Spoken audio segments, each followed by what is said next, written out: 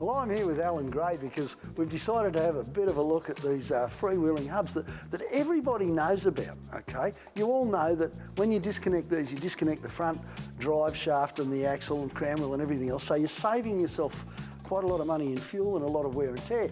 There's a thing going on here that probably people need to know about. I've seen a lot of drivers out there using sticks, screwdrivers, pliers even, to get their hubs in. What that means is that the hub's old and it's possibly reached a stage where it's not even engaging properly. It will reach that stage, won't it? Oh yeah, absolutely, and then it becomes dangerous. Then it becomes dangerous. They really do need to operate properly if you've got them. And of course, the sort of vehicles that have got these are going to be between 10 and 30 years old, unless, of course, you're one of those very sensible people who's converted their constant four-wheel drive to a two-wheel drive. That's another story. If you do that, you do need locking hubs.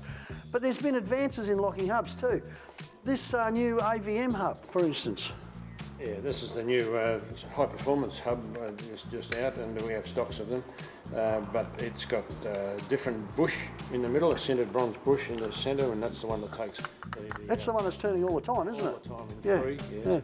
Yeah. But the units themselves, the drive units, are made of thicker material. Yep. And they're also made out of billet of steel instead of being cast steel. So this new AVM, I mean, there's nothing wrong with the old one for a little while, but the new one is really a much better deal, isn't it? Far better deal. Yes, absolutely. Yeah. Yep. No trouble at all. Well, let's bung some on this old truck of yours, Alan. I mean, you've abused it so much that it probably needs a hand. Yeah. And see what happens. AVM hubs are really reliable, and this upgrade is the best thing that's happened. They don't have tapered washers, they just bolt straight on these hubs, so it's dead easy to sort out a new set. This is the bolt and washer that they use if you can't get the circlip on. Some people just use a bolt and washer on there, but in this case we can get the circlip on. So we'll just pull that axle out. You can use the bolt, as Alan did, just to pull that axle out enough to get the circlip on. Perfect. Make sure the circlip's seated really nicely, otherwise it can be a bit of a problem.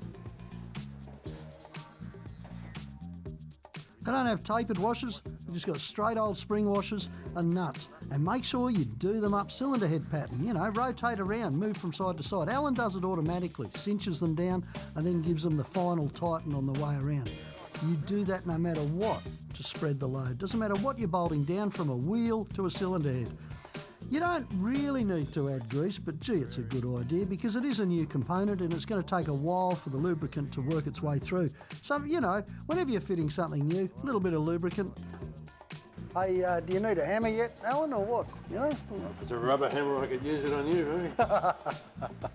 Ah, yeah. I noticed you got a big brick and a coal chisel there in the toolkit. I suppose that's just a timing adjustment tool, is it? Or something to do with EFI, possibly? Yeah, EFI. I know what the F stands for in EFI. Yeah. Taught him everything he knows, you know. I still know nothing. Okay, so beautiful. That's all bolted up now. Oh, come on, Alan. Let's go for a drive. Okay, get off me back. All right. Oh, get out of there. Come on. Let me let it down. And don't forget, if your hub won't lock or unlock, move the car a little bit, take the stress off it. Once you get the stress off the drivetrain, you'll be right.